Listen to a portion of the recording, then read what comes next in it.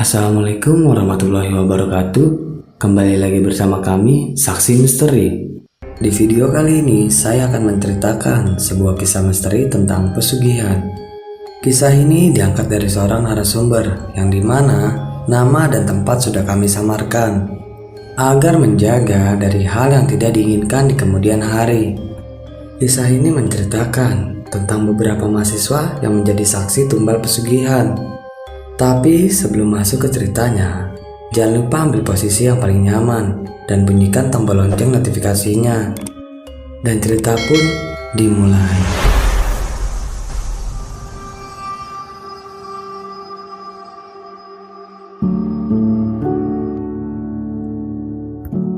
Namaku Tia.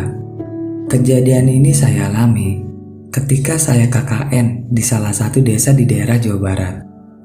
Waktu itu tim KKN saya terdiri dari 16 orang yang berasal dari 7 fakultas yang berbeda.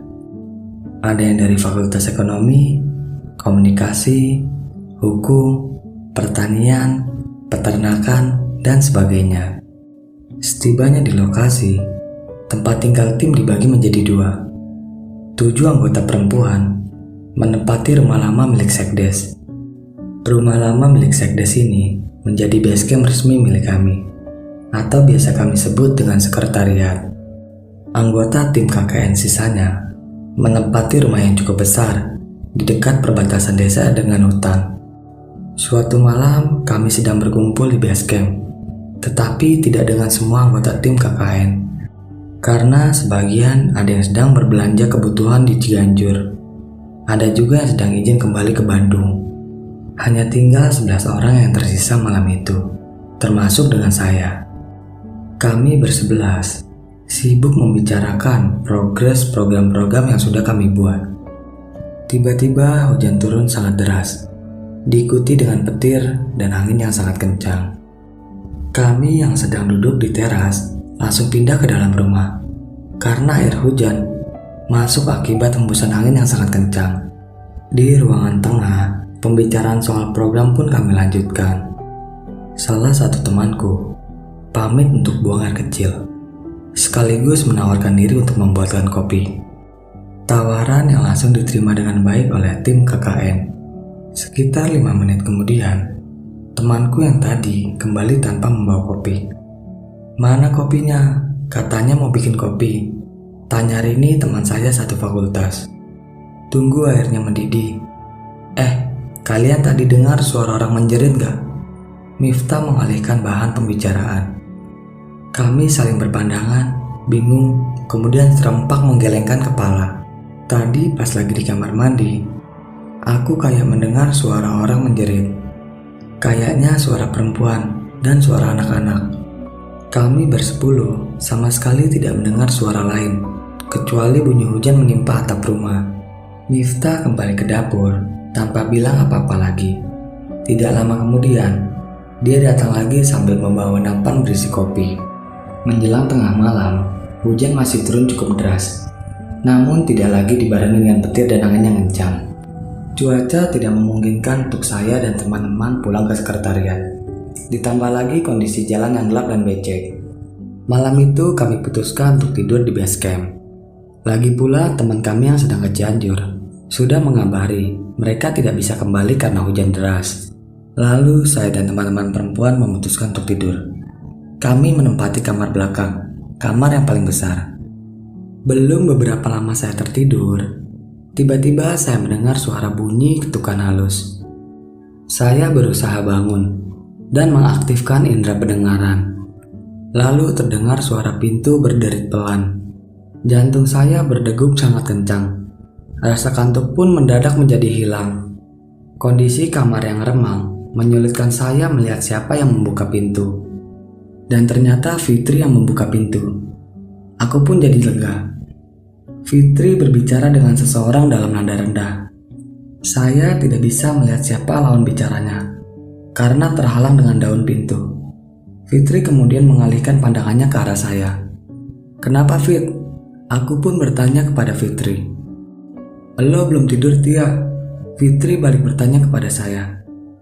Tadi sih udah, tapi kebangun lagi. Ada apa emang? Siapa itu yang di pintu? Tanyaku kepada Fitri. Dari balik pintu muncul wajah Reja. Tia, lo bisa keluar sebentar gak? Urgent nih, sahut Reja. Saya pun keluar kamar bersama Fitri. Di ruang tengah tempat kami berdiskusi tadi, sudah bertumpul teman-teman cowok lainnya. Ada apa ini? Tanyaku kepada mereka. Ti, Fit, lu inget gak? Tadi Miftah tanya soal orang menjerit. Sahut Reja kepada kami berdua. Kami berdua mengangguk mengiyakan. Tadi kita dengar lagi. Kita semua dengar, bukan cuma Miftah. Reja melanjutkan. Kayaknya orang menjerit yang tadi itu asalnya dari rumah yang di ujung kebun itu. Miftah menambahkan. Aku pun teringat. Rumah kecil di ujung kebun belakang itu ditinggali oleh seorang ibu muda bersama mertua perempuannya. Kami biasa memanggilnya Teh Siti dan Mairo. Belum lama ini, Teh Siti melahirkan anak pertamanya, seorang putri yang cantik. Kami sempat menjenguknya sambil membawakan barang-barang kebutuhan bayi. Saat kami datang, kami tidak melihat suami atau bapak mertuanya. Kabar yang beredar, suami dan bapak mertuanya pergi merantau ke kota Jakarta. Aku sama Miftah mau melihat ke situ. Takutnya ada apa-apa, kata Reja. Saya paham alasan Reja mengajak Miftah. Selain berbadan paling kekar, Miftah juga menguasai ilmu bela diri.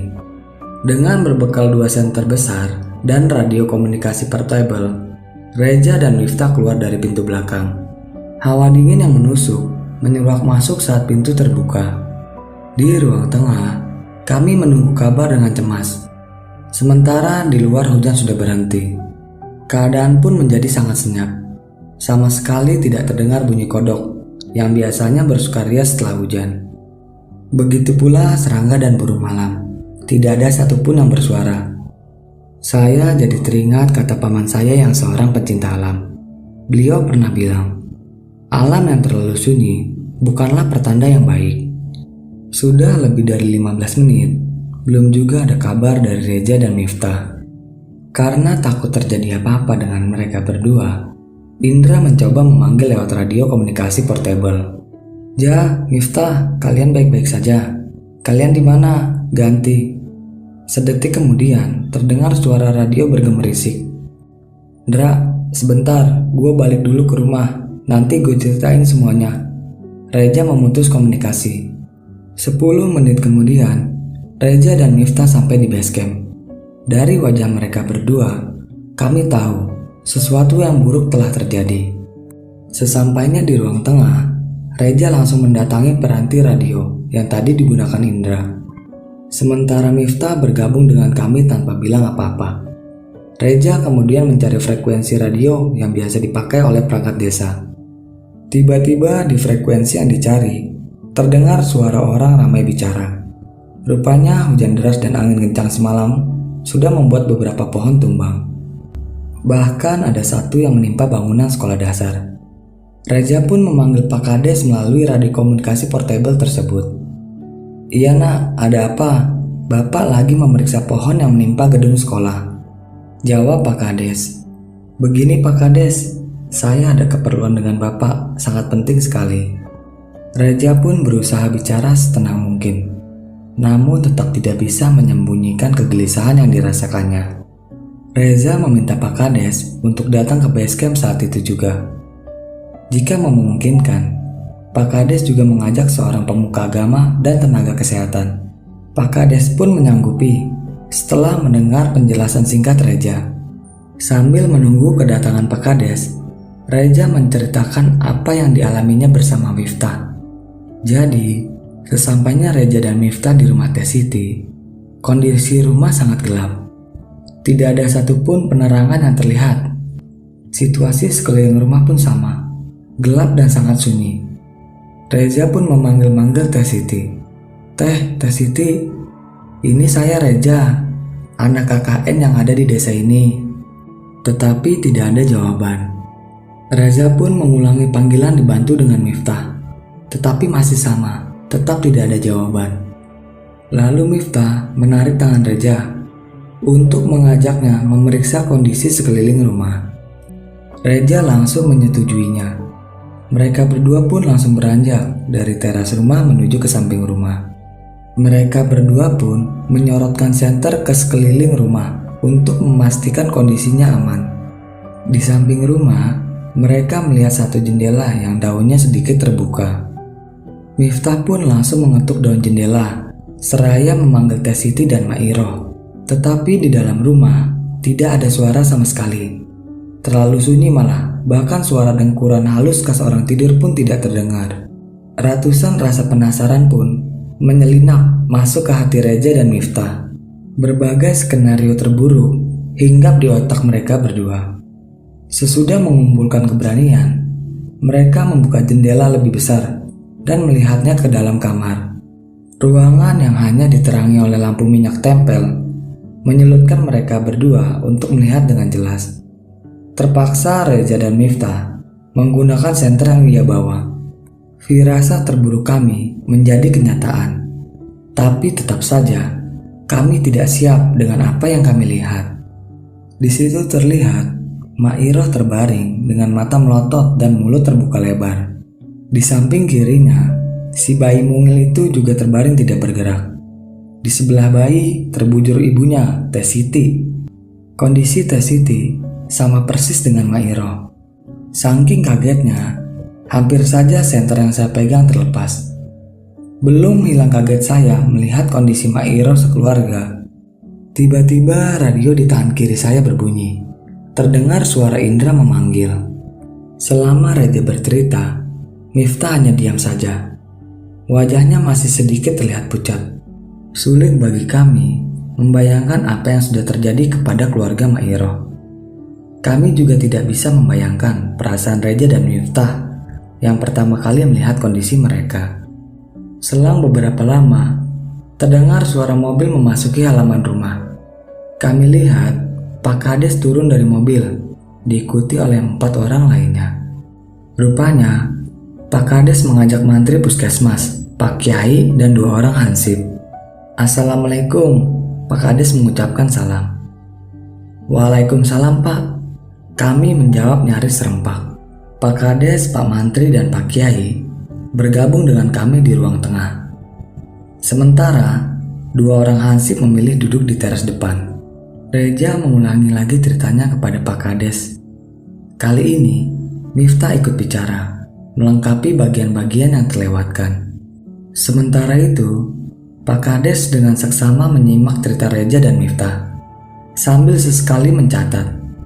Pak Kiai dan Pak Mantri pun demikian. Mereka sama sekali tidak menyela pembicaraan. Selesai Reza dan Miftah bercerita, Pak Kades mengajak untuk memeriksa kondisi rumah Mairoh. Hanya 7 orang yang berangkat ke rumah Mairoh, termasuk 2 orang hansip. Kami yang tidak ikut ke rumah Mairoh tidak bisa lagi melanjutkan tidur.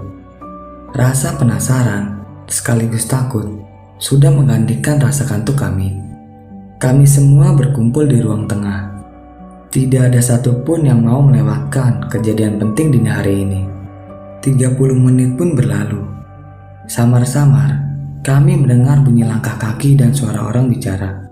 Suaranya pun semakin jelas, dan pintu depan pun terbuka. Reza yang pertama masuk, diikuti dengan Pak Kades dan yang lainnya.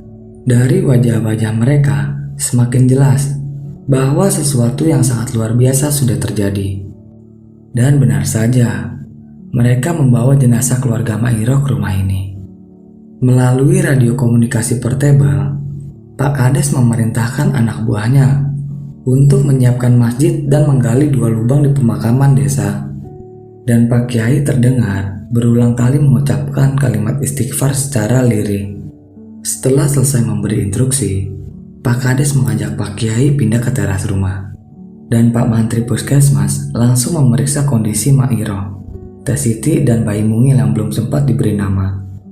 Ketiganya sudah dipastikan meninggal dunia.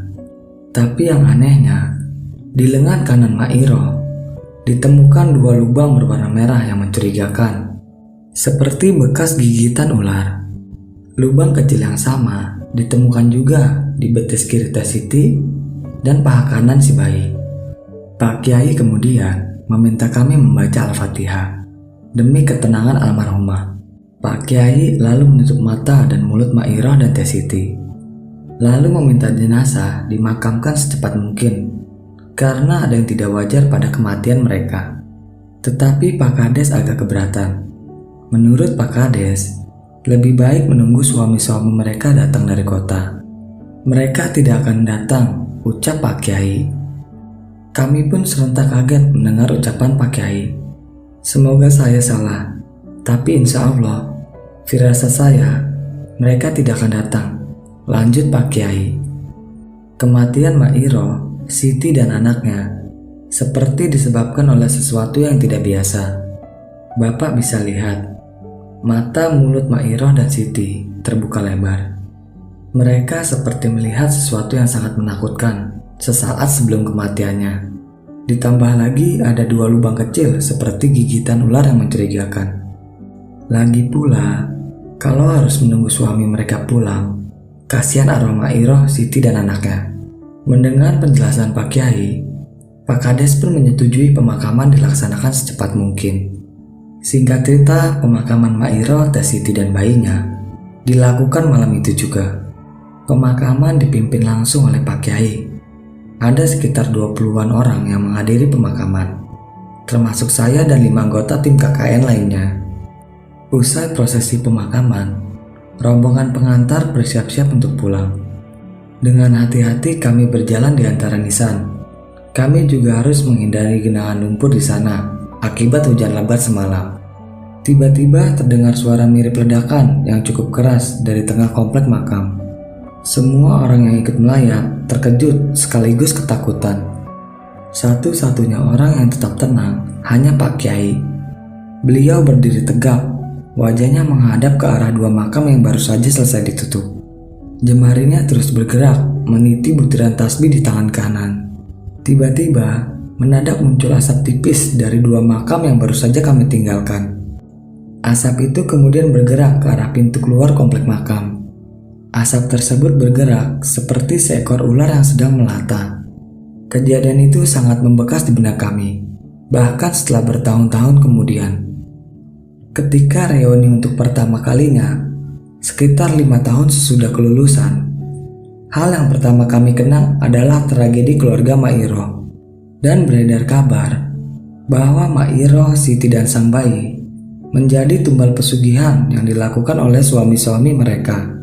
Sejak saat itu, baik suami Teh Siti maupun suami Mak Iroh tidak pernah datang. Bahkan mereka tidak pernah lagi muncul di desa tersebut. Dan cerita pun selesai. Bagi teman-teman yang menonton video ini sampai habis, saya ucapkan terima kasih banyak.